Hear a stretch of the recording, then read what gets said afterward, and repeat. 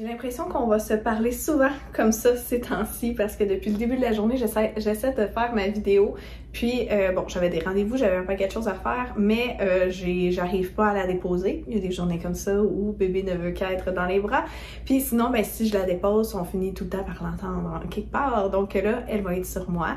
Donc Octavia fait son petit dodo dans mon wrap de bébé, mon porte-bébé Mom Cozy que j'aime beaucoup d'ailleurs. Je vais vous laisser le lien dans la description parce que moi j'ai vraiment trippé. J'ai essayé plusieurs porte-bébés en écharpe comme ça, puis celui-là, je trouve que c'est celui qui tient le mieux bébé et qui, moi, me fait pas du tout mal au dos. Donc, petite parenthèse. J'avais prévu vous faire aujourd'hui une petite capsule comme allaitement, de où j'en étais, quels produits j'utilisais, autant les suppléments que mon tire-lait, bref, je voulais vous faire une petite capsule là-dessus. Mais présentement, on est comme dans vraiment plein de virus, plein de maladies. En parlant à d'autres mamans, je me rends compte qu'on est toutes dans la même réalité. Fait que je me suis dit, tiens, ouvrons la discussion là-dessus, on en a tous long à dire. Et puis là, présentement, l'espèce de, on va dire, maladie dans laquelle on est, je la trouve vraiment pas drôle. C'est ma nouvelle phobie. Donc, je vais vous en parler pour que ça devienne la vôtre aussi. Non, blague à part, c'est parce que là, je suis en train de désinfecter toute ma maison, mais toute la maison. Tu sais, quand t'es rendu à laver l'oreiller en plus de la tête d'oreiller, c'est comme un gros ménage de saison, mais là, c'est toute ma maison. Puis mettons que je l'aurais reporté à quelques semaines plus tard, ce ménage de saison-là, mais bon, on n'a comme pas le choix de le faire. Pourquoi? À la garderie de mon garçon, il y a des vers intestinaux. Là, je me disais, OK, des vers intestinaux, c'est une grosse bad luck, mais comme à quel point c'est contagieux, c'est extra, méga, giga contagieux.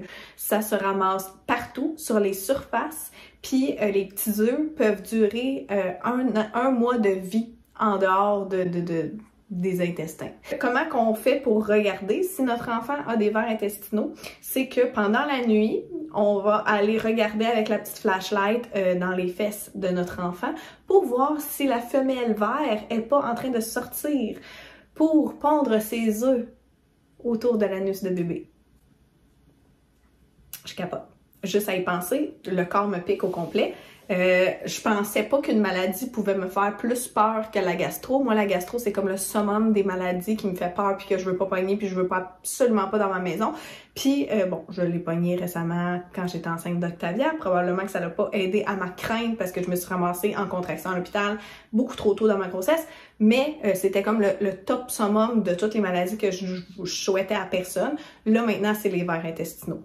Logiquement, on se dit, OK, ben beau que la petite femelle ver, elle va pondre ses petits œufs, mais après ça, à quel point c'est contagieux, ben quand bébé, un enfant, c'est pas nécessairement un bébé, mais ça lui pique, bon, il va se gratter, là, les petits œufs vont se loger en dessous de ses ongles, d'où la raison pourquoi mes ongles sont extra méga courts et ceux de tous les membres de ma famille présentement, donc ils vont se loger en dessous des petits ongles, puis là, ben, touche à un jouet à la garderie, l'autre ami met le jouet dans sa bouche ou va tout simplement toucher le jouet puis après ça se mettre les mains dans la bouche, va manger avec ses mains mal nettoyées puis là il vient de s'infecter et ainsi de suite. Le niveau de contagion est vraiment super intense, ça me fait capoter. Les petites filles peuvent en avoir aussi, pas juste finalement au niveau des fesses. Je capote. Puis j'en parlais à ma mère, puis elle me disait que c'était une maladie qu'il y avait comme dans leur temps. Ma mère, elle a une cinquantaine d'années, elle est pas si vieille que ça, là. Mais dans leur temps, il y avait ça, puis là, elle me dit, c'est des vieilles maladies, ça, qui reviennent. Bref, c'est pas grave, j'aurais voulu que ça reste dans le temps, ça, ces maladies-là. Je suis vraiment dégoûtée par cette maladie-là. Je ne veux pas que ça rentre chez nous. On a lavé chaque jouet de Mathéo. On les a tous désinfectés. On a toutes désinfectées, ce qui pouvait se désinfecter dans la maison. Mes brassées de lavage, je commence à 8 h le matin, je finis à 8 h le soir. Probablement que ma voisine d'en bas, elle veut m'arracher la tête, mais honnêtement, il y a aucune chance que je ne nettoie pas tout vraiment de fond en comble. Mon amie était allée à la pharmacie, puis sa pharmacienne avait dit que de base, on devrait tous se faire traiter comme on est comme proche d'un lieu de d'un enfant contaminé finalement, puis que pour pas prendre de chance, on devrait tout être traité. J'arrive à ma pharmacie, moi, elle me dit que non, ça fonctionne pas comme ça. Bref, on a eu le traitement quand même parce que la maman ici était très décidée à sortir de là avec son traitement. Donc, toute la famille doit être traitée. On est tous traités. Donc, tout ça pour dire que si vous entendez ma laveuse fonctionner, mon lave-vaisselle, quoi que ce soit, c'est tout à fait normal. C'est parce que je suis en train de tout laver. Fin de mon immense parenthèse. Je vous fais beaucoup de parenthèses aujourd'hui, je me rends compte.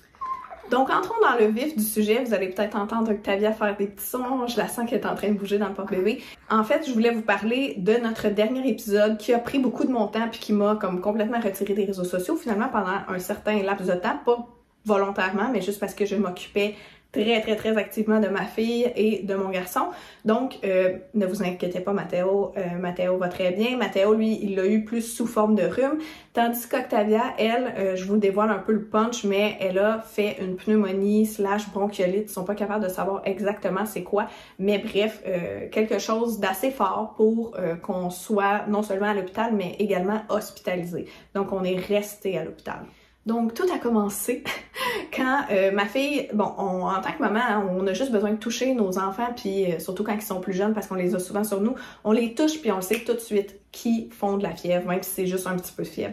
Donc, je la sentais fiévreuse, mais juste avant ça, quelques heures avant, elle pleurait beaucoup, elle se plaignait, puis c'est pas vraiment un bébé qui se plaint tant que ça, là. Franchement, je sais exactement pourquoi qu'elle pleure, là, dans la vie, là, fait que là, je trouvais qu'elle pleurait beaucoup, elle se mettait, je la mettais beaucoup au sein, alors que Octavia, c'est un bébé qui fait l'allaitement mixte, donc là, d'habitude, elle a une facilité vers le biberon, surtout dans le jour, puis le sein, c'est plus la nuit, le soir, mais là, c'était comme en tout temps, elle était comme inconsolable, mais en même temps, elle avait 6 semaines, puis le fameux 6 semaines, bon, c'est souvent reconnu pour être une période où bébé est plus difficile, pleure plus souvent, puis j'ai même, en parlant avec d'autres professionnels, on m'a même dit que c'était souvent un marqueur pour le fameux bébé shaké, donc ça arrive souvent à 6 semaines parce que vraiment c'est une période plus difficile pour le nouveau-né et les nouveaux parents. De base, moi je pensais que c'était juste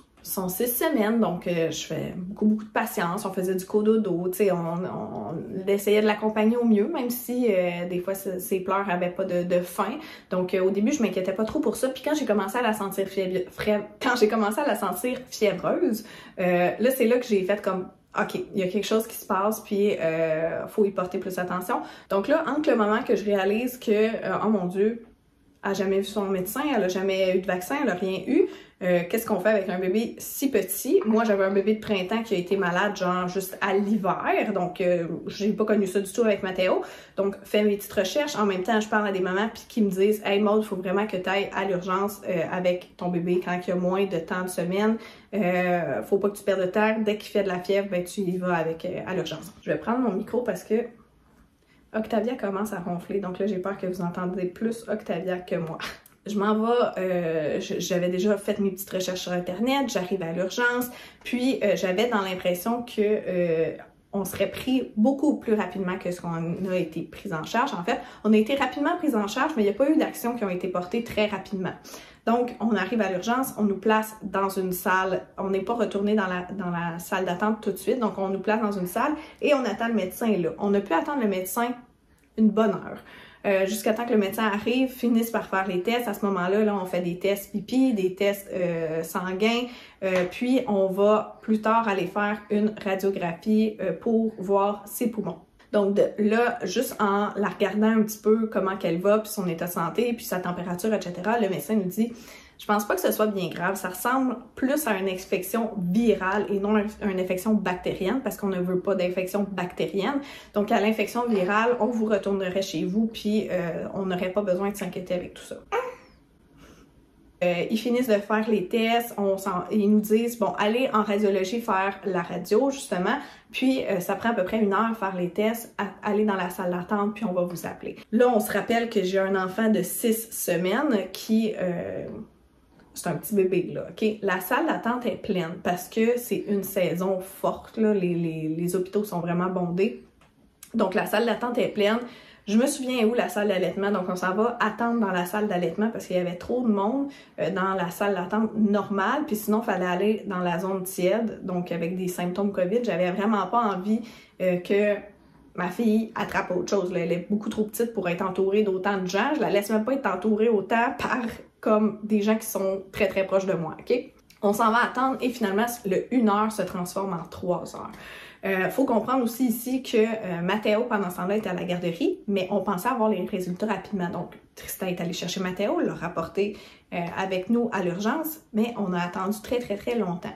Mon fils a vraiment été une petite merveille, là. C'est sûr qu'il était curieux, il voulait jouer puis tout ça, mais il a quand même été très très très patient, très gentil. Donc ça s'est quand même bien passé. Mais Octavia, on est rentré à midi, puis on est ressorti avec... En fait, ils nous ont donné les antibiotiques à lui donner par la bouche parce qu'ils nous ont retourné chez nous, mais en fait, là, on est sorti de l'urgence à 8 heures le soir.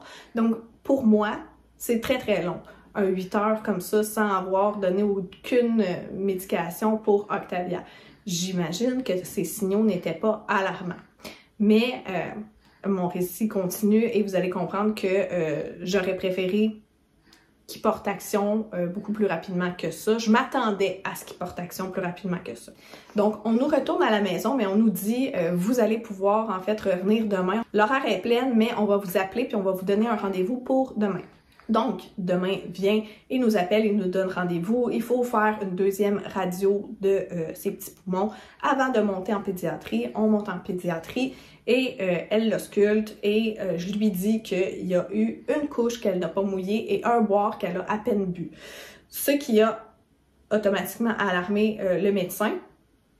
Puis, à 6 semaines, il préfère prendre plus de précautions qu'il n'y a pas assez et c'est tout à fait comprenable, c'est tout à fait ma façon de penser aussi.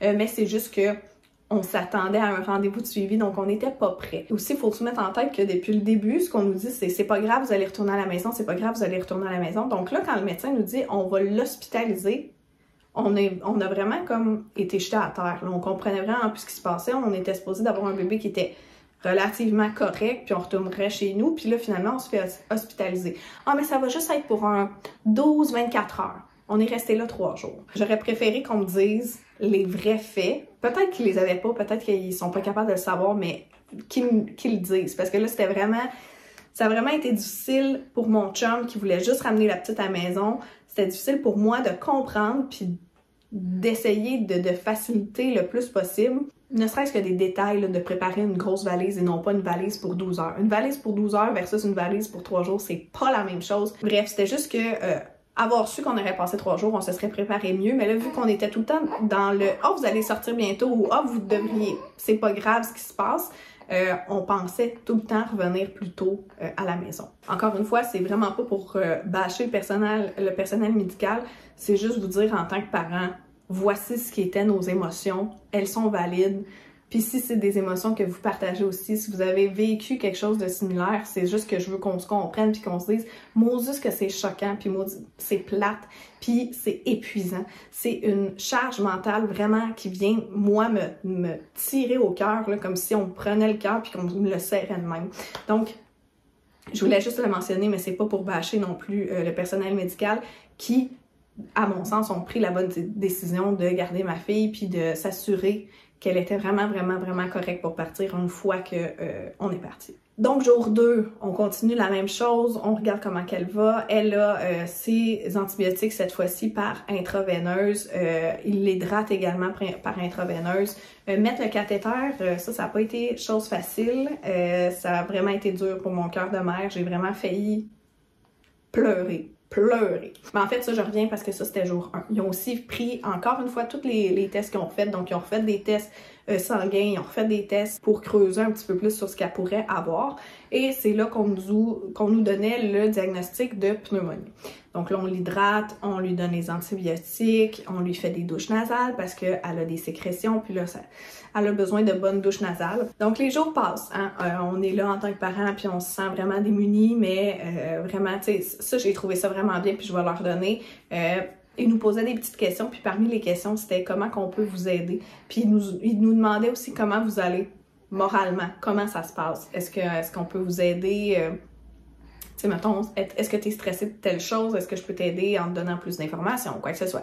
Donc ça, là-dessus, j'ai vu une belle amélioration. Je sais pas si c'est depuis combien de temps qu'ils font ça, mais ça, je trouve que c'est vraiment une super bonne idée d'avoir implanté ça parce que la santé mentale des parents est vraiment très importante, autant pour la santé de bébé que son rétablissement, parce que si les parents sont trop épuisés, puis stressés, puis overwhelmed, l'enfant le ressent, évidemment. Donc là, on est à l'hôpital, on dort pas très bien parce que là, bon, on dort dans... Ben là, on a fait chacun une nuit, là, donc je vais dire on. Moi, j'ai quand même eu une belle nuit dans le sens que les infirmières venaient à des moments opportuns, je sonnais la cloche quand, en fait, à chaque boire d'Octavia, je devais sonner pour que les infirmières viennent, ils prenaient ses signes vitaux, etc. Ça a super bien été pour moi. Pour mon chum, évidemment, il fallait qu'il passe la pire nuit de sa vie. Les infirmières qui mettaient sa flashlight d'en face pendant qu'elle dormait, elle se réveillait aux heures, ce qui veut dire que mon chum dormait des 30 minutes ici et là. Vraiment, c'était pas... Elle se réveillait pas par elle-même. Elle se faisait souvent réveiller, alors que moi, ben, il venait prendre ses signes vitaux quand elle était réveillée. Il venait pas la réveiller pour prendre ses signes vitaux. Donc là, vraiment un gros clash. Elle a beaucoup dormi le lendemain parce qu'elle avait vraiment eu une nuit de marde. Le médecin me dit à ce moment-là, ben, je pense que ce serait une bonne idée qu'elle aille dormir à la maison. Oui. Oh oui. Mais là, la veille, elle m'avait dit, préparez-vous à passer une couple de jours encore à l'hôpital. Donc là, j'étais vraiment comme, je comprends pas. Hier, je te disais, rendue où elle est, je suis capable de faire tous les soins parce que là, les antibiotiques, je pouvais les donner par la bouche au lieu d'intraveineuse. Elle était plus hydratée parce qu'elle était correcte. Il faisait juste des douches nasales, puis justement les antibiotiques. Je suis là, ça, c'est des choses que je peux faire à la maison. Je vois l'état de ma fille. J'aimerais ça la ramener à la maison. Puis elle m'avait dit non, tu seras pas sortie d'ici avant une couple de jours encore. Encore là, je suis tombée sur le cul parce que je comprenais pas. Le lendemain, elle revient me voir, elle me dit je la trouve irritée, blablabla. J'explique qu'elle a pas eu une belle nuit, mais en même temps, je veux pas comme mettre personne dans l'eau chaude. Puis elle me dit ben je serais à l'aise de vous faire un congé temporaire, que vous retournez à la maison pour qu'elle se repose, puis que vous reveniez demain. Elle me dit êtes-vous à l'aise, vous, de faire des douches nasales par vous-même? Oui, je m'ostinais avec toi hier pour être capable de les... parce que je voulais tout faire ça à la maison. Donc là, je comprenais rien, mais je n'ai rien dit, puis j'étais juste comme, oui, parfait, on va l'amener à la maison. Puis elle dit, juste si vous êtes à l'aise, oui, très à l'aise, très à l'aise. Je voyais que ma fille, elle avait besoin de repos, de cocooning, elle avait besoin de sentir ses odeurs, d'entendre son frère, elle avait besoin de retrouver de la normalité et, sans vous mentir, mon fils aussi. Parce que là, c'était rendu dur sur Mathéo parce qu'il ne comprenait pas pourquoi depuis des jours, c'était soit maman, soit papa, soit les grands-parents, ils comprenaient pas pourquoi on n'était plus toutes les quatre ensemble, ils comprenaient pas était où sa petite sœur, même s'il était venu la voir à l'hôpital. Il ne comprenait rien, puis c'est bien normal. Et là, il commençait à être inquiet, à pleurer, à comme acting out, il faisait des comportements un peu hors de ce qu'il fait d'habitude. Donc, c'était tout à fait comprenable, mais là, j'avais besoin de normalité et pour ma petite et pour mon plus vieux. Donc, on est retourné à la maison vers l'heure du souper parce que là, les infirmières ont pris le temps de m'expliquer, de me montrer la douche nasale, même si je la connaissais. Mais j'étais quand même contente qu'elle me redonne un petit coup 101, surtout que l'infirmière qui me l'a montré, je trouvais qu'elle était assez solide. Elle m'a montré ça, elle m'a montré comment irriguer son cathéter. Elle m'a dit, on va garder son cathéter parce que, en fait, votre congé temporaire, ça fait en sorte que vous gardez votre chambre. Donc, si jamais il y a quoi que ce soit qui se passe,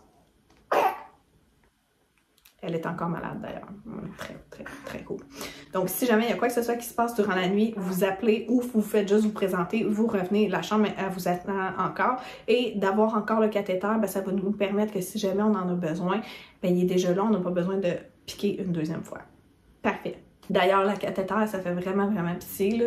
Nous, on sait qu'il faut pas trop qu'on bouge avec ça, mais eux autres, ils ont une petite cathéter, ils ont comme un bloc de... Non, c'est pas du bois, peut-être plus du carton pour garder leurs bras comme ça. Ton bras comme ça pendant 3 jours, là, que tu peux pas te gratter, te bouger, tu peux rien faire. Ça, je trouvais qu'elle avait l'air de faire pitié. Puis mon Dieu, que j'aurais aimé ça, la ramener à la maison pour y faire prendre un bon bain. Mais là, je pouvais pas y faire prendre un bon bain parce qu'elle avait encore sa grosse affaire, sa grosse catin sur le bras. Donc, l'infirmière nous montre tout ça. On part sur l'heure du souper, on passe la soirée, la nuit, elle passe une belle nuit, elle se repose et le lendemain, on retourne à l'hôpital. On voit un autre pédiatre et le pédiatre m'explique que bon, tout est beau, on va la laisser partir, etc. Donc là, on a notre congé définitif. Donc, on repartait à la maison avec les antibiotiques buccales. On a pu lui enlever son cathéter, tout. Donc, quand on est revenu à la maison, maman lui a fait prendre un bon grand bain. Elle a pu se reposer à la maison.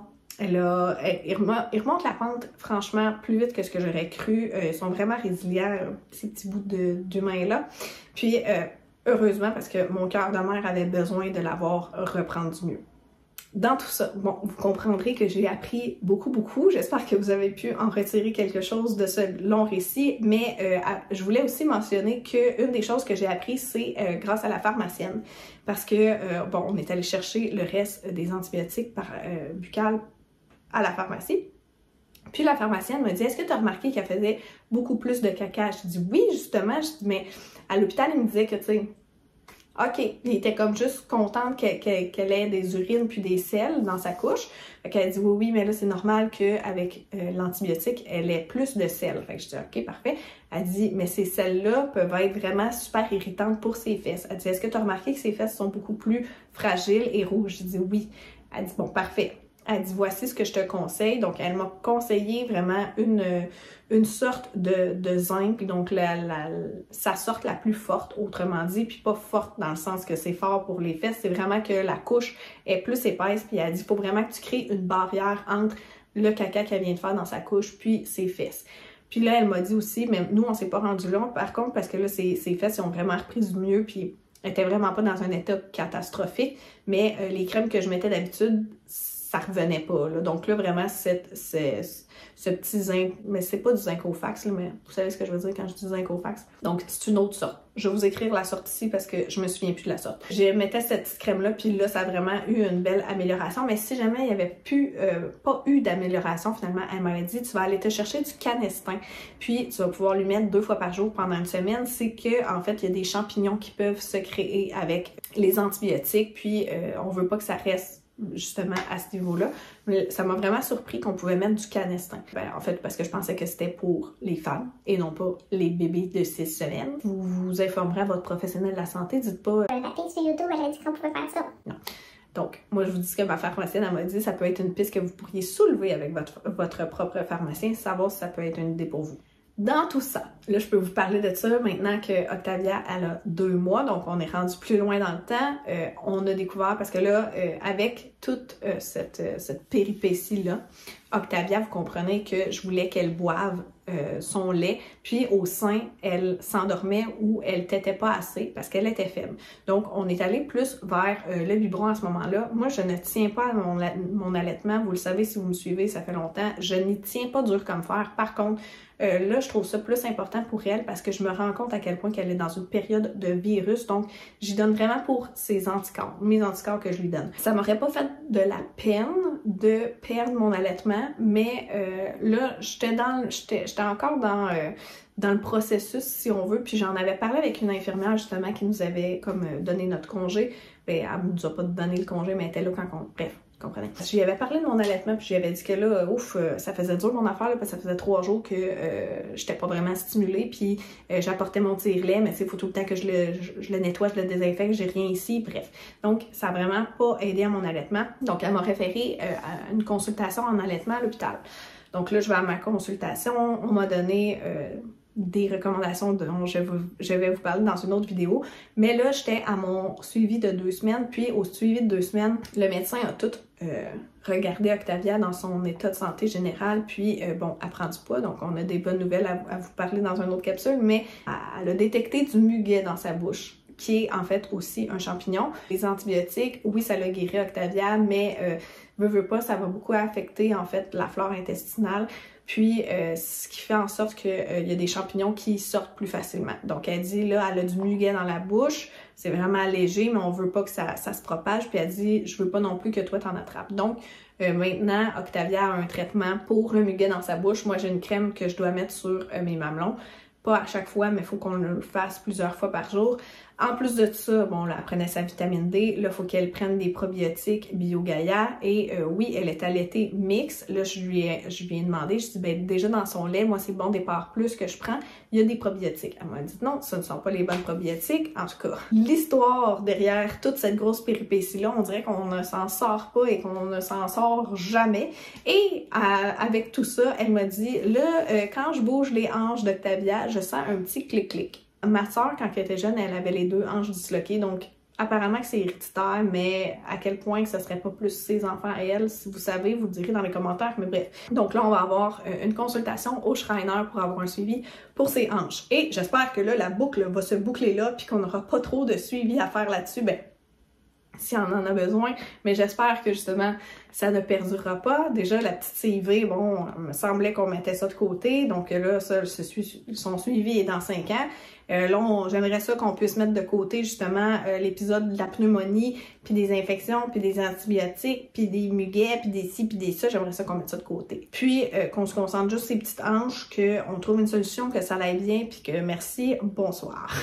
Donc voilà, j'espère que je ne vous ai pas trop traumatisé avec mon récit. C'est juste que c'est le genre de choses que moi j'aime écouter de d'autres mamans qui vivent des choses qu'on peut relate ensemble, que tu peux aussi dans un moment de « Oh mon Dieu, il se passe telle affaire avec mon enfant, mais là je me souviens de l'histoire de telle fille qui a fait telle chose ».